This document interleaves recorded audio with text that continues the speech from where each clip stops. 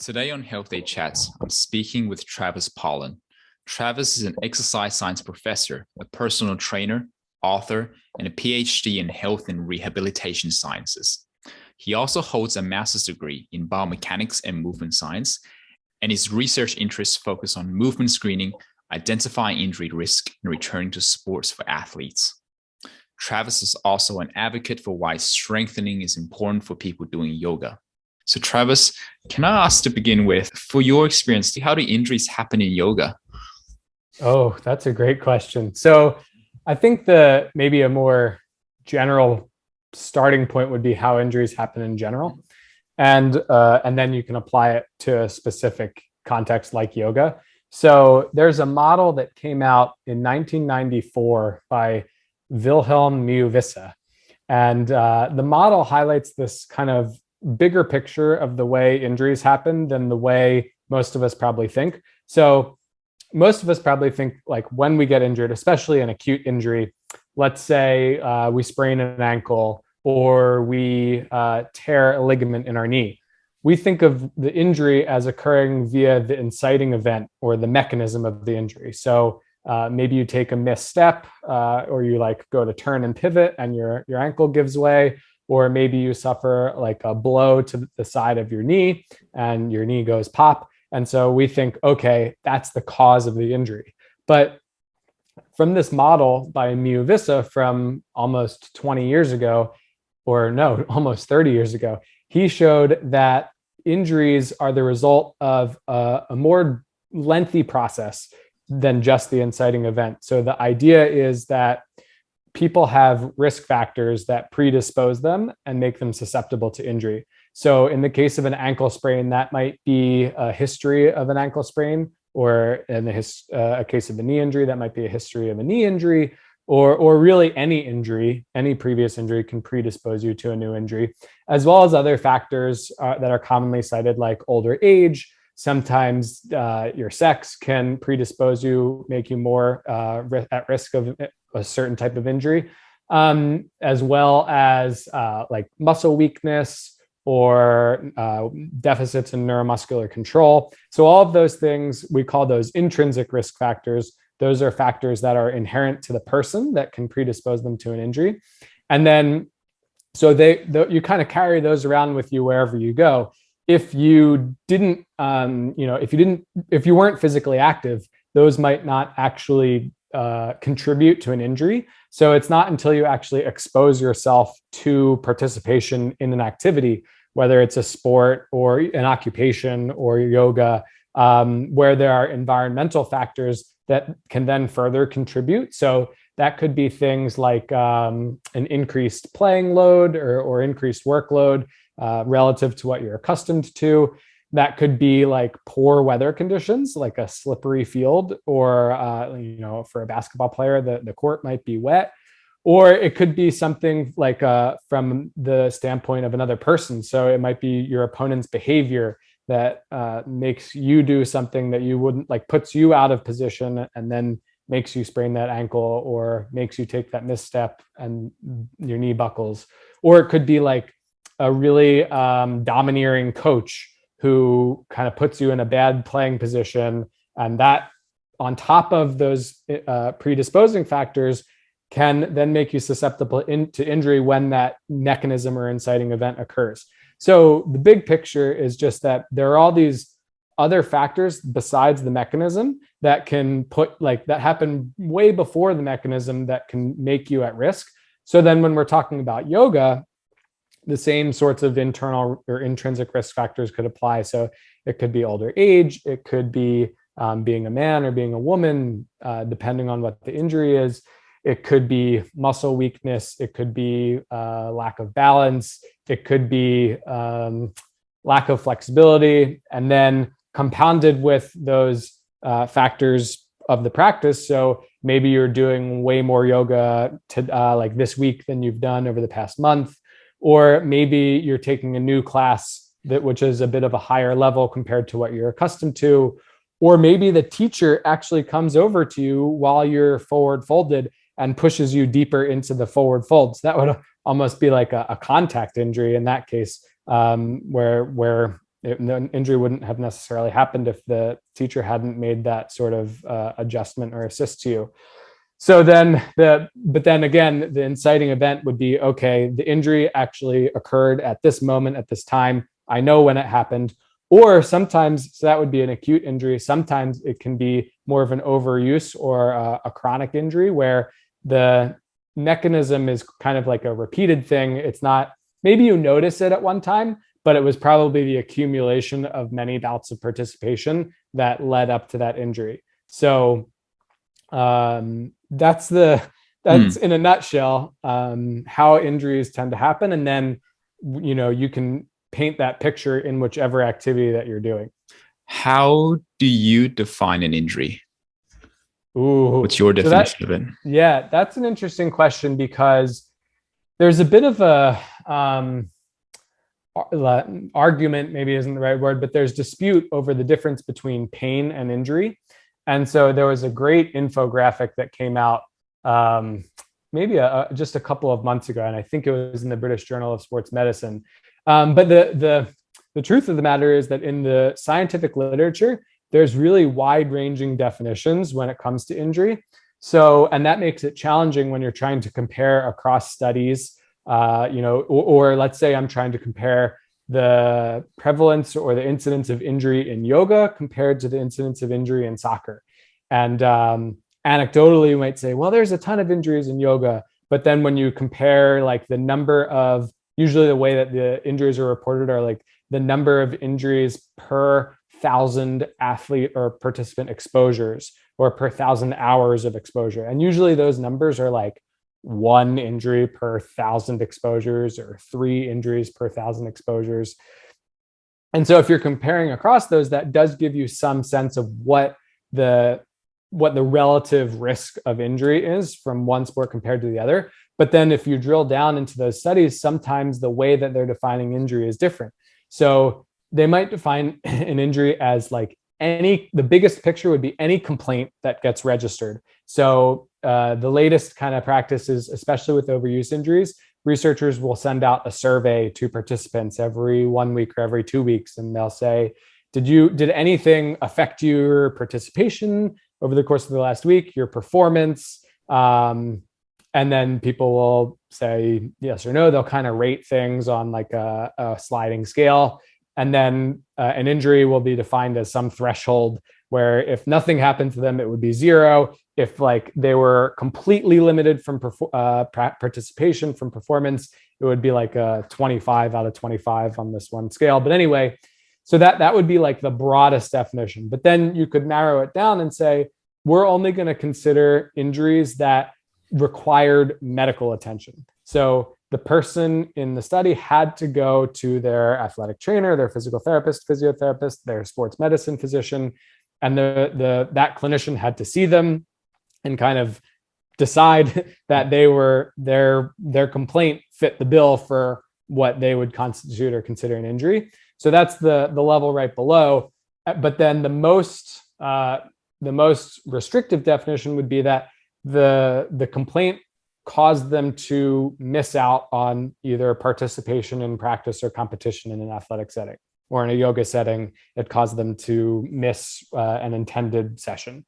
And so that would be the most restrictive, because you could have a complaint that was impairing you, but it didn't stop you from participating. It might have restricted you from participating, or you could have a complaint where you maybe even sought medical attention, but it still didn't cause you to actually sit out of your activity. So if you say, okay, we're only considering injuries that forced you to sit out from your participation in your sport or activity, and then you could go even one level more and say there's a difference between just like a regular injury and a severe injury, where a severe injury, they usually say, is anywhere from like 10 days to 3 weeks of lost time from your activity. So that's kind of the way that you see the injuries defined or described in the research. And again, because there are so many differences, none of those are like the right way or wrong way to define an injury. Maybe the optimal approach would be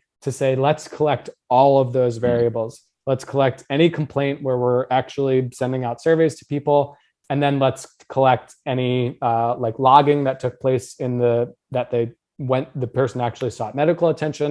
And then let's also keep track of who's participating in their sport or in their activity, and see who's actually missing time as a result of these injuries. So then beforehand, you should still decide what's the important injury definition to you. But if you have all of that information, then you can do different sorts of analyses to see, okay, well, if we define injury this way, what are the risk factors? How many injuries are occurring? If we define it this way, what's the difference, and so on. Yeah. So it kind of goes all the way from like a niggle all the way to having time off from task as well. Yeah. Yeah. And the niggle thing is really interesting because there's some research. The author's name is Whalen. He's the first author, and he's put out some research lately showing that these niggles, so they're usually complaints that don't get registered with the physiotherapist. They're just kind of these low-lying things where the person notices it, but it's not affecting them yet. Well, this researcher, Whalen, and his colleagues have shown that there's a relationship between the incidence of those minor complaints, and then like within the next week or two, those things are like spiraling into a full-blown injury. And so the idea is that we want to be finding out about those smaller things before they turn into those bigger things, so we can nip them in the bud. But you know how athletes are; they don't want to go away.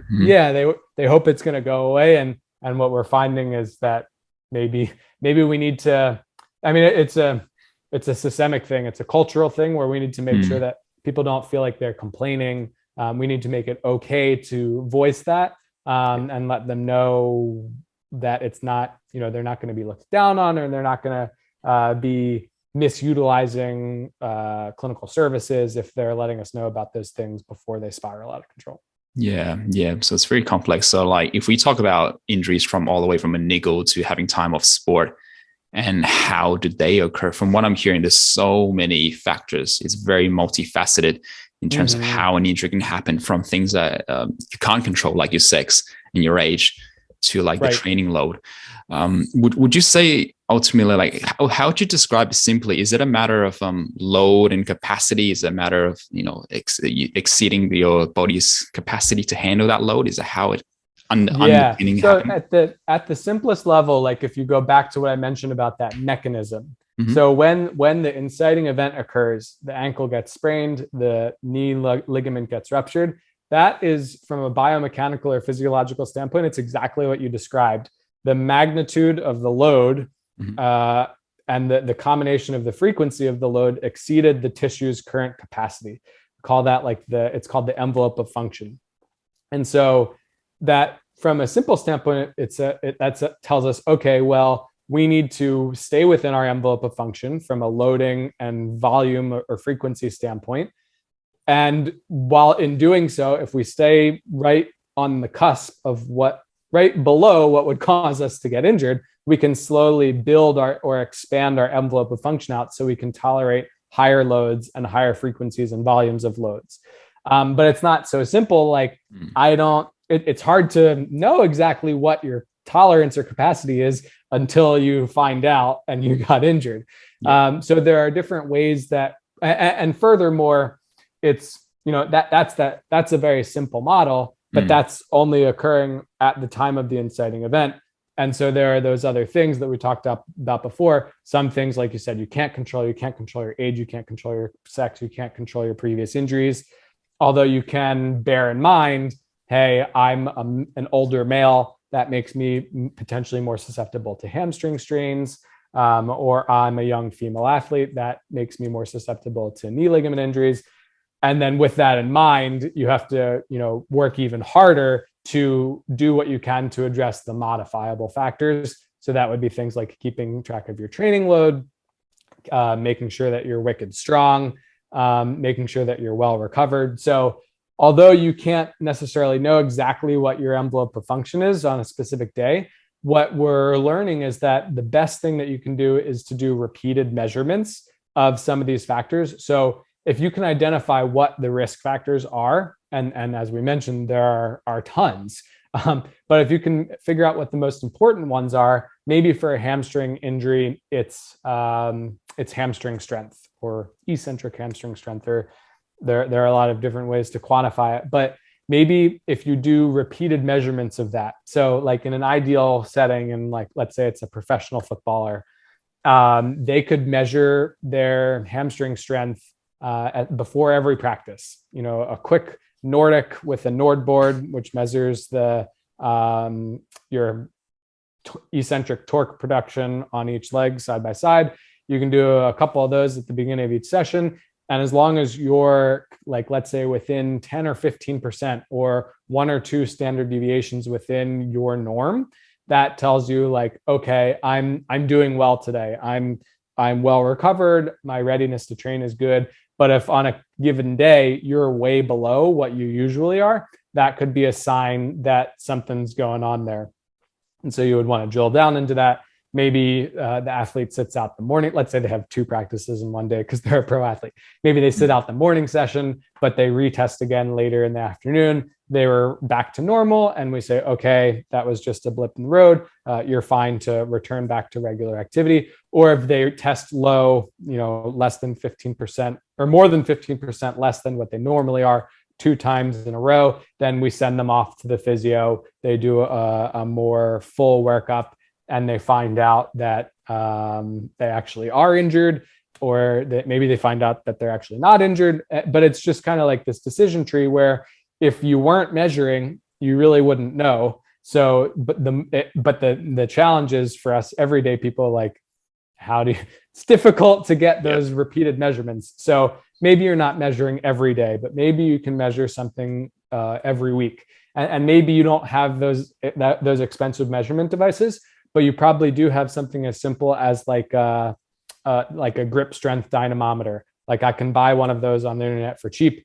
And while that's kind of a more general or global measure of my readiness today, like, okay, how hard can I squeeze this dynamometer? Mm-hmm. It still tells me, okay, I know what my baseline is. I'm usually squeezing 50 kilograms. Today I'm squeezing at 35. Something's probably going on here. I wouldn't necessarily be able to say, well, like when you measure the hamstring, then you can say, okay, we're probably more susceptible to a hamstring injury. When you measure grip strength isn't necessarily a prognostic factor for any injury in particular, but it's just a general measure. So, and another one would be like vertical jump. Mm-hmm. So there are tons of these different measurements that you could take that give you some insight into the athlete's current readiness. And so you can use that in addition to what their training load is, in addition to just how they're kind of feeling subjectively on that day. There's this thing called the Hooper scale, where you can have people rate their sleep, their recovery, their soreness, their nutritional intake, their stress. And so all of these things, in a professional sports setting, you could measure all of these things.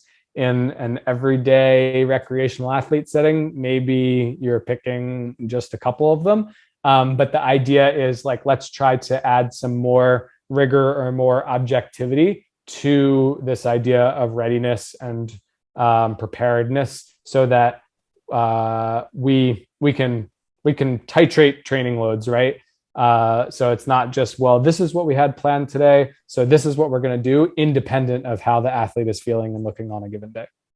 So for the average everyday folks, the amateur athletes, and you're saying it's a bit hard for them to get all these specific objective measurements, would you say then the alternative would be doing some functional tests, for example, for the lower limbs before they go on the field, and then just to gauge how well they're performing?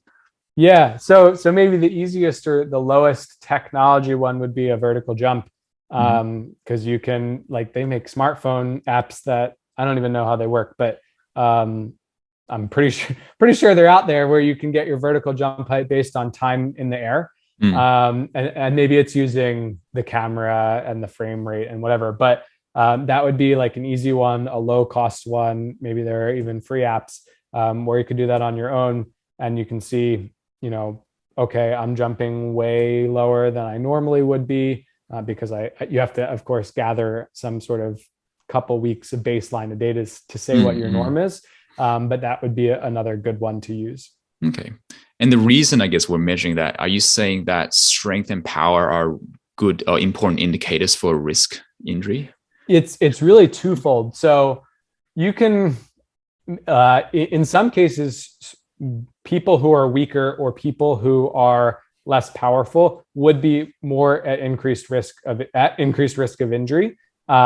Just, you measure them in the beginning of the season and you identify these people are weaker or these people are less powerful, and we need to make sure that we get them stronger and more powerful. But when you do those tests, they're very imperfect. So kind of as a general rule, it probably makes more sense just to get everybody stronger and everybody more powerful. If you imagine like a bell-shaped curve of performers, if you just took the people who were on the low end, let's say the bottom 20%, I'm just throwing that out there, and you got them stronger, well, yeah, that would kind of reduce their risk of injury. But then the other 80% of the people you're not doing anything for, that would be silly, right? So the idea is let's take the entire 100% of the bell-shaped curve and let's slide them up and try to get everybody stronger and more powerful, because we know that that's protective.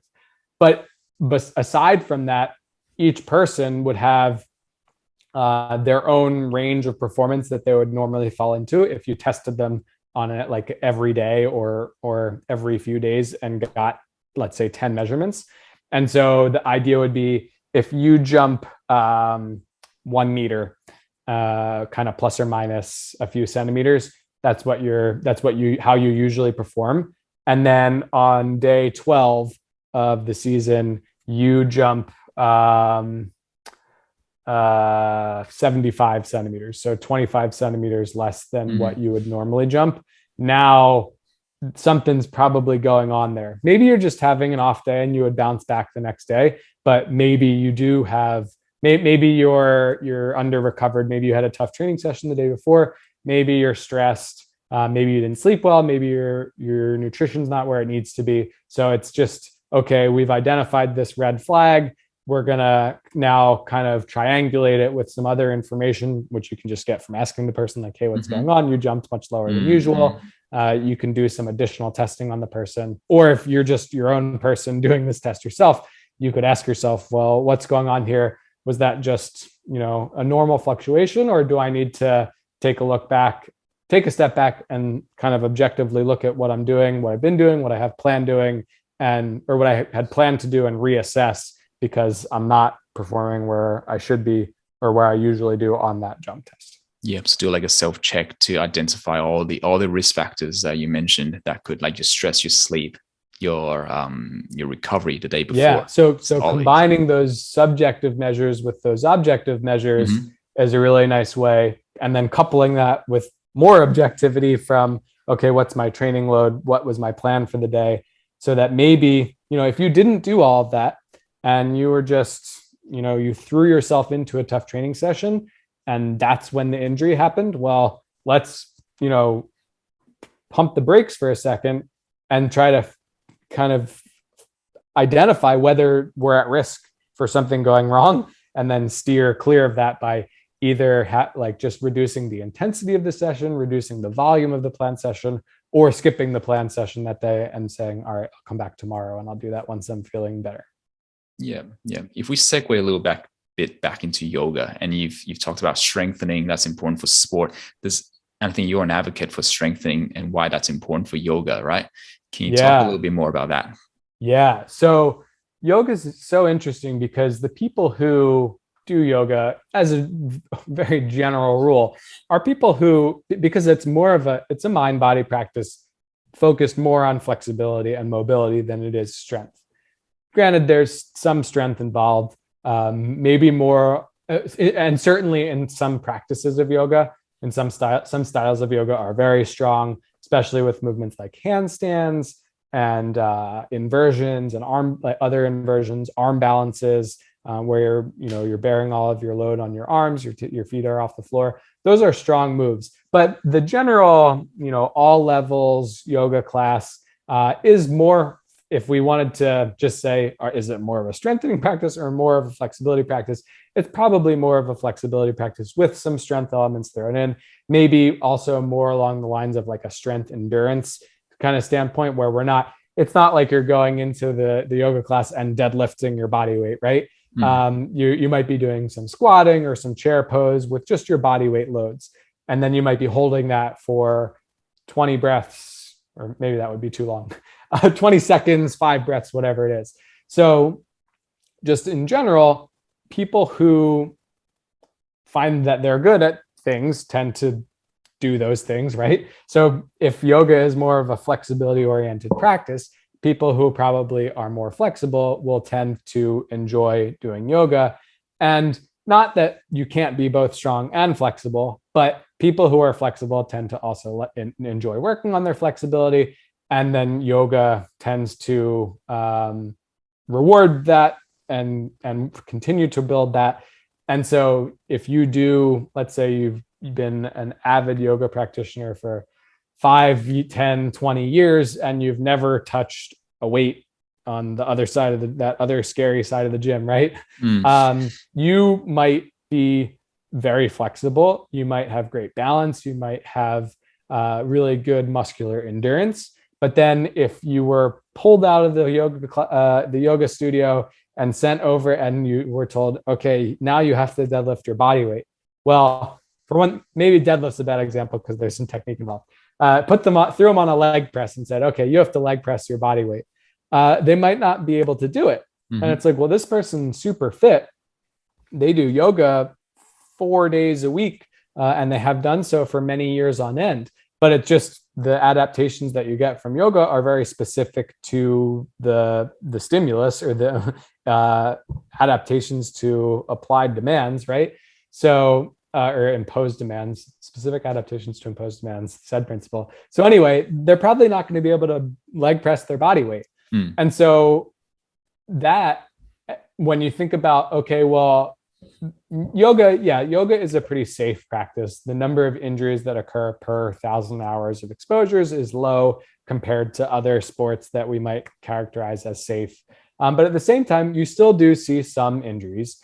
And it's possible that one of the risk factors for those injuries is reduced strength. So with all that in mind, from an injury prevention standpoint, coupled with the plethora of benefits, just generally speaking, that you get from strength training, increased muscle mass, increased bone density, reduced risk of osteoporosis, the mental health benefits, and so on and so forth, you can make the case that, okay, these people who have been doing yoga for a really long time and really consistently would benefit from adding more strengthening into their movement practice. So usually the way that happens is these yogis say, oh, well, okay, I'm going to go take one of these yoga classes where we use dumbbells or we use kettlebells. And so that's a great foot in the door. But the issue with that is that if you're usually these studios have, 2, 5, 8 pounds, which would be just a few kilogram kettlebells or dumbbells, right? You've now marginally increased the strength demand during that practice, but it's still not the same as going and leg pressing or deadlifting, working up to something like a body weight, squat, deadlift, bench press, leg press, whatever. So like I said, just adding weights or adding resistance bands onto a yoga class will make it incrementally stronger. But what we're really talking about is getting them out of the yoga studio and into the free weight section of the gym, and trying to build actually more maximal strength might not be the right word. You don't necessarily need to work up to a 1 RM on any of those lifts, but building strength in like that 6 to 8 to 12 repetition range, which it's very difficult to get that stimulus, that amount of load, that intensity with just your body weight in a yoga class. Sure, there are certain things that you can do. You can do handstands. You can do pistol squats with just your body weight. You can do those arm balances.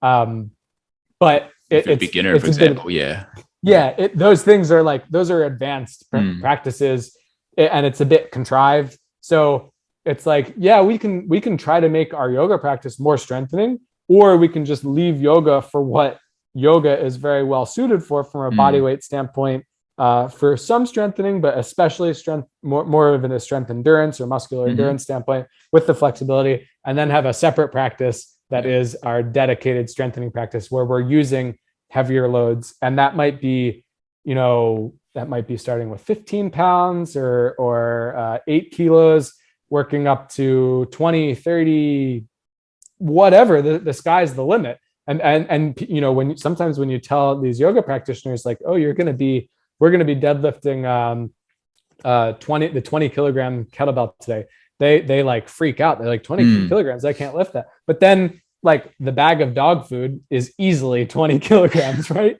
Or their grandchild is, and it doesn't equate. So it does have to be sometimes a more gentle introduction to, hey, we're going to be doing this heavy thing today. But kind of helping people to recognize that those are loads that they could encounter in their everyday life, and they're very well equipped to tolerate those loads. You just kind of have to sometimes introduce it more gently. Yeah. And the intention of that is to reduce the injuries that happen in yoga, even though that's not a lot, but does it also improve how well they can perform certain movements and progress in yoga as well? So that's the coolest thing. So it's really like I said, it's this laundry list of benefits. It's the injury prevention. It's all the health benefits. But then when these people, I work with a lot of these clients, they do their strength practice. Maybe they've only been doing it for 3 or 4 weeks. They go back to their yoga practice and like, oh, chaturanga, which is yoga's push-up. Chaturanga doesn't feel so hard anymore.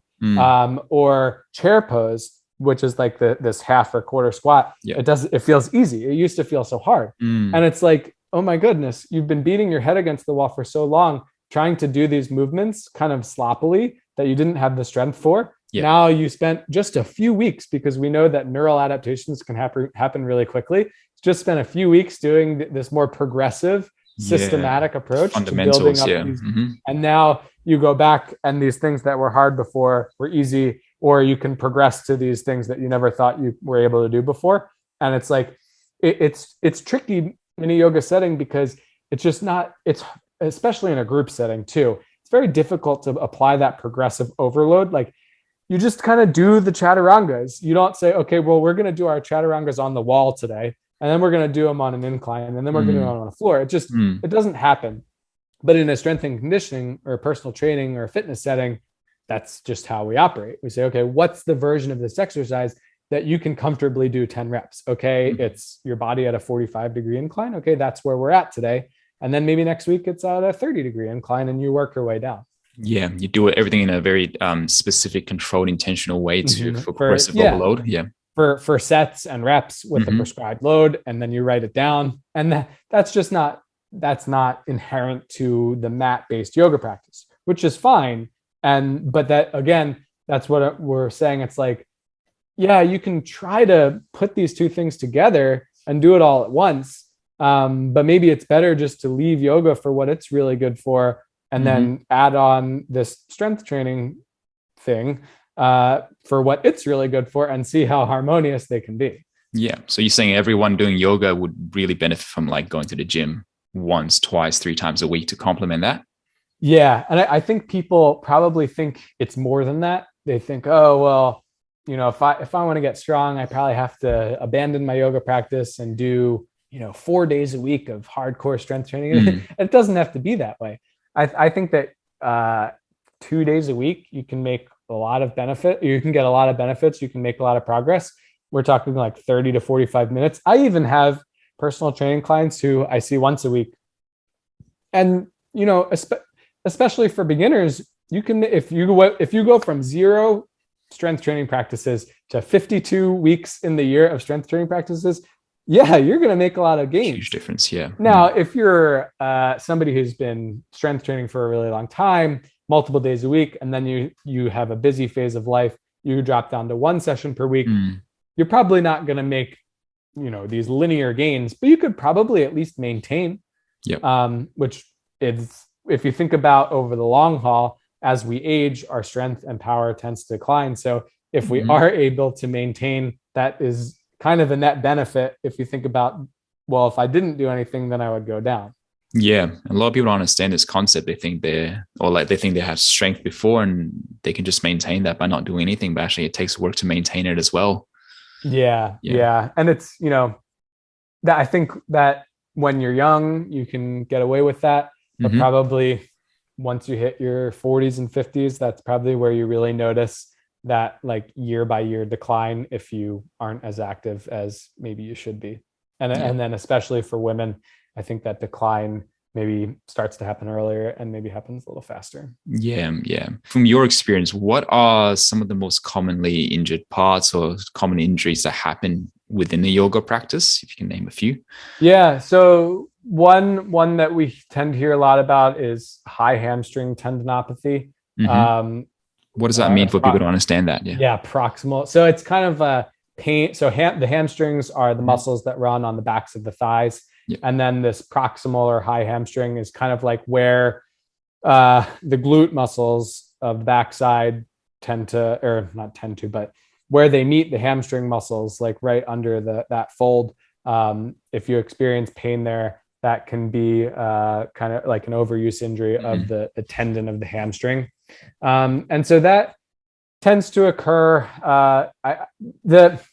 The tricky thing is that with this yoga practice, and maybe this is something that I also should have mentioned, the movements are very, although it's a versatile practice and there Mm. are lots of different movements, because you're working with your body under gravity, you're generally pushing yourself away from the floor. So it's a lot of working of the muscles on the anterior or the front side of the body. Mhm. So with the chaturanga or the push-up, that's chest, that's shoulders, it's Mhm. triceps. With a lot of the inversions, that's shoulders too, the handstands, the forearm balances. With the things like chair pose and warrior one, warrior two, that's a lot of quadriceps, the muscles on the fronts of the thighs. So what I haven't mentioned is the hamstrings. What I Mhm. haven't mentioned is the muscles on the back, like the lats, the rhomboids, the mid traps, the biceps, Mhm. the upper arms. And so those muscles, yeah, it's possible to work them in a yoga setting, although it's not really, those aren't really the traditional poses that we would tend to think of. You're You not kind of doing have to get, bridges or like RDLs and all that. Yeah. yeah, Yoga. they have like, so warrior three is basically a single leg RDL. Hmm. But again, in a yoga setting or in a yoga class, you might go into that pose and hold it for a few breaths, but you're not going into and out of the pose. You're not going to failure. You're Mm. not using weight to make it difficult for that 6 to 12 reps. Yeah. So, yeah, there's some strengthening that you can get, but as a whole, there's not a lot of strengthening on the back side of the body. And as a result, that Okay. does leave you susceptible to more of those injuries, like the hamstring injuries. Right. I'm trying to think what else. People complain about wrist pain because there's a lot of weight bearing on the Mm. wrists, and there's Mm. not necessarily a lot of targeted wrist strengthening. Apart from Shoulder just doing more, I injuries. guess that's what happens in the class. Yeah. Yeah, I mean, if Yeah. yeah, if you do 50 sun salutations, you're bearing a lot of load through the wrists, and Mm. it just, if you're generally not super strong through the upper body, It's hard for you to you improve on that unless you do some dedicated strengthening for the wrist. Yeah. yeah. So Okay. so some of the time, we see these people, like I see these yoga practitioners who are brand new to strength training. They have like this laundry list of things. They come and do strength training, even just for like 1 month. And they're like, oh my God, I feel so much better. Like all of these nagging things or all of these things that I wasn't able to do before, like suddenly I surprised myself by being able to do pain free. And so it's like, well, I'm like shouting from the rooftops, like everybody needs to do this. But I understand, like I said at the very beginning, people who like to do yoga tend to Mm. gravitate towards that side of things, and it's like the yin and the yang, right?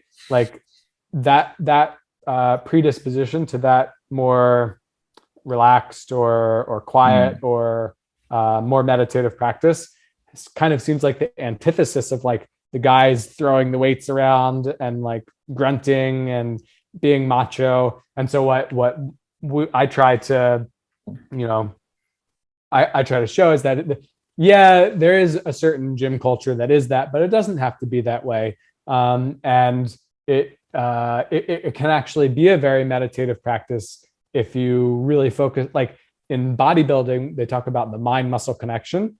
That is effectively, thinking about and concentrating on using the working muscles. That's actually like a very yogic kind of philosophy. It's like, let's focus on what's going on inside the body. Let's incorporate our breathing. Let's make sure we're inhaling on the eccentric and exhaling on the concentric. So you can add a breathing component to it.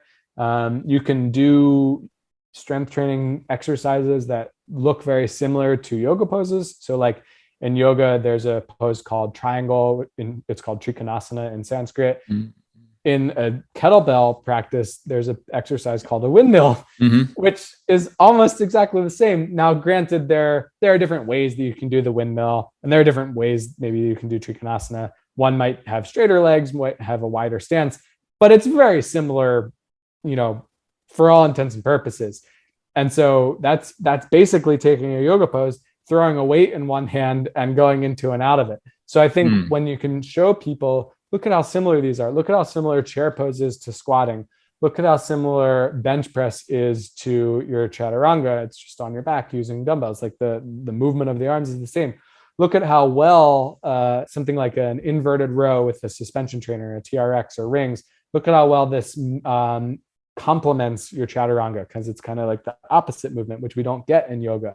Look at how we don't do any hamstring strengthening in yoga, and this would be really beneficial. Here are some exercises that you can do that. So once you show people that, and once they kind of get this framework for, I know how to, I can very quickly pick up this deadlift, this hip hinge movement pattern, because I know how to do a halfway lift in yoga, and I can differentiate between movement of my spine from movement of my hips. So like these people, they're very skilled movers from all of their background and experience with yoga. And that translates really well and really quickly to a strength training context. But it's all about getting that foot in the door and helping them to see that it's not so scary and it has a lot of benefit. Yeah. Does that also come down to, like, for reducing injury, that comes down to having variety in how you move and how you train and how you use your body? Because we can't be doing the same thing. I think that's the other thing too, right? So although yoga can be a really versatile practice, it depends on the style that you do. So some styles are a more set series that you pretty much repeat the same sequence of poses, where the others, you could go to the class and it would be different every time. So when it's different every time, you are getting a lot of variability, but again, it's still my body weight against this load, where I'm emphasizing the front of my body, these pushing movements or these knee extension dominant movements, without the counterbalancing of the exercises like the rows and the pull-ups and the pull downs and the hip dominant exercises for the backs of the body. So yeah, it basically what you said, if all you do is yoga, you're not experiencing as wide a range of inputs as you could if you added something like rock climbing or swimming or strength training or running. I mean, that's a little bit of a different thing, where we're talking about more of the cardiovascular benefit that maybe you're also probably not getting, depending on the style of if you're doing like super vigorous flowing yoga practices, you can get some benefit from a cardiovascular standpoint. It's not the same as going for a run or a swim or a vigorous bike ride. So anyway, if I had my druthers, all yogis would also strength train or rock climb or swim, because it's working a lot of those counter or antagonistic opposing muscle groups, and then also engage in some sort of cardiovascular exercise. So that trifecta of things, I think, gives you the most well-rounded fitness. Yeah. So you're saying, like, in an ideal world, if a person wants to do yoga, there'll be yoga 3 times a week, but you also want them doing strength training maybe once or twice a week, and cardio once or twice a week as well on top of that. Yeah. So now we're talking about lot, 8 sessions in a week. But the other thing we mentioned is, like, it doesn't have to be, you don't have to strength train for an hour. So maybe on your yoga days, you're actually doing strength training for 20 minutes and then a 20-minute yoga practice, or you're or vice versa, like whatever order you want to do it in, great. There are benefits to choosing one versus the other first. And then same with cardio. So you could do a 20-minute walk, vigorous walk or jog or elliptical or bike before or after. And so, yeah, you don't necessarily need 8 separate sessions, but if you can get into the gym 4 days a week or at home, the other thing too is like you don't necessarily need a fully equipped gym to get these strengthening benefits. With our programming, or the programming that I apply to the people who I work with, it's mostly geared towards, okay, I'm imagining that you have one heavy kettlebell, one light kettlebell, and a resistance band or two. And between those 3 things, you can get a really great workout. Of course, if you had 3 kettlebells, now you can more fine tune the loads that you're applying. If you had 2 different thicknesses of resistance bands, if you had a pull-up bar, like each thing that you add to your toolbox suddenly opens up Pandora's box of new exercises and new inputs. But you can get a very well-rounded and complete strength workout with as little as even just your body weight. Although that, like we mentioned before, now that's basically yoga, but you have to do things. You have to, you have to be really intentional about doing single leg exercises and arm balances. So like for me, I've been practicing for a long time. I can do handstand push-ups. Handstand push-ups are pretty hard. I can maybe do 5, let's say. That does give me a true strengthening benefit. But most yogis, even if they can do a handstand, that doesn't necessarily mean that they can do handstand push-ups. So it depends on the person. Yeah, no, I agree with you. I think everyone generally more is better in most cases, and that everyone should be doing some strengthening and some cardio, and then something that they enjoy. It's just balancing whether that's practical for that person within their life. Yeah, and that's the tricky thing too, is like you really have to find something that you enjoy. So for me, like I wear a prosthetic leg. Running is not my favorite, but I grew up swimming. I swam competitively in high school and college. I still love swimming. So that's like a really perfect thing for me because I enjoy doing it. It doesn't feel like a slog, but it does mean experimenting and trying a lot of things. But it also means like you don't have to, just because you think running is the thing, it's not necessarily the thing. It could be anything that gets your heart rate up that you find. Like, so my girlfriend enjoys dancing. Just like going and picking a dance workout from YouTube and doing it for 20 minutes, like that's terrific and that's fun. And that can absolutely be her cardio. And then the other thing too is like we said, well, if it truly is 8 sessions in a week, like maybe that's not sustainable. So maybe you cycle through things. So for this month, I'm focusing on strength and yoga. And for next month, I'm going to rotate. I hate to say this. I'm going to rotate strength out and replace it with cardio. But the point is, like, over the course of the year, am I getting a decent mix of these things in, even if I'm not able to do all of them all at once? Because maybe I like to run, but it's too cold to run outside in the winter. So during the winter, I just focus on the things that I can do inside, and then I wait till it's nice out and do those things. That will necessitate, or it will mean that I have to start over each time, because if I don't do any cardio for 3 months, my cardio is going to take a little bit of a dive. But so the ideal thing would be that you could do them all the time, because you have allocated a lot of time in your schedule for it, and then you can either maintain or increase all of these things, as opposed to like riding that roller coaster of, well, I took 2 months off from this, now I have to essentially start over. Yeah. And if we go back to, say, for the average yoga, like what are your top 1 or 2 tips or 1 or 2 exercises you can introduce and that they can implement straight away, that they're going to see benefits for reducing the most common injuries? Yeah. So to me, it has to be the deadlift, because with the deadlift, you're getting the benefits of posterior chain strengthening. So hamstrings, glutes, low back.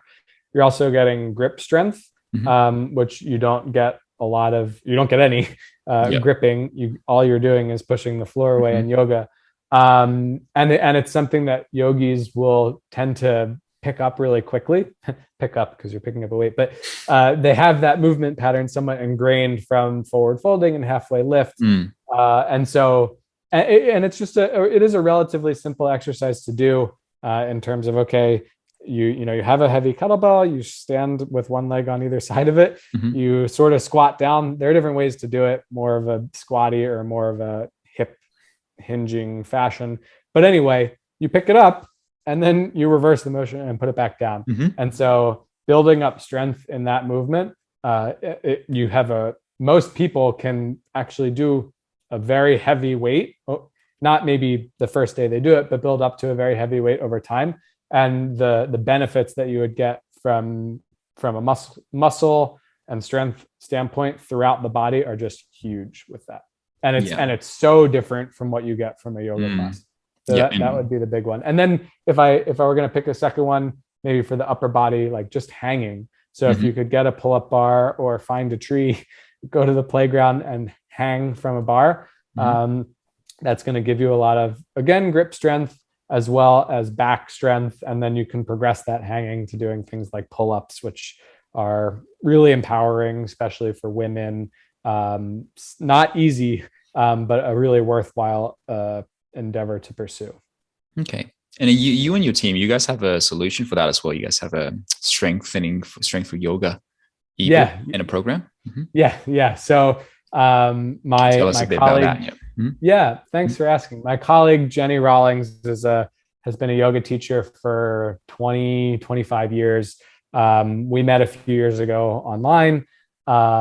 She had some questions for me about strength training, and fast forward a few months, we decided to collaborate on this book, which is called Strength Training for Yoga. It's a digital book, so it's an ebook that you can download instantly. And so that is an 8-week training program, basically, that encapsulates everything that we've been talking about. There's a section that shows how strength training and yoga exercises kind of map onto one another. And then there's an 8-week program with it's 3 practices a week. They're probably about 45 minutes long, depending how quickly or slowly you go through them. And it's just kind of a foundational 8 weeks to teach you the most important strength training movements that will help catapult your yoga practice to new heights. And then we also have a monthly strength training program that kind of picks up where our intention was to pick up where the book left off. So you start with the book and you say, okay, well, I've done my 8 weeks. Now what do I do next? Well, we have this monthly program where the program changes every month and we have a different focus. So we'll focus on a yoga pose, or we'll focus on a strength training pose, and they're all full body movement practices. But the theme, there will be just a little bit added emphasis. So let's say we're working on handstands. Well, we'll shift a little bit of extra emphasis onto like shoulder strength, shoulder flexibility, core strength, and whatever would help lend itself well to performing that pose or variations of that pose. So in actuality, a lot of people have bought the book and they don't do the monthly group. A lot of people do the monthly group but haven't done the book. So they're not necessarily, you don't need to do one before doing the other or vice versa, but what we're finding is that some people like to have a book and do it on their own, and some people like to have a more continuing, more like live in the moment interactive thing, and that's what our group is. Okay, awesome. Travis, thank you so much for your time. I think we'll leave it there for today. For our audience here, how can they contact you? How can they find you? Where can they reach out to you? Sure. So the strength and yoga stuff we've been talking about, the website is strengthforyoga.com. My colleague, her name is Jenny Rawlings. So we're both available at Strength for Yoga on Instagram. And then I am fitness_pollinator is my Instagram. And then my website is travispollen.com. And I could send you all those links. Okay. Travis, thank you so much. Thank you, William.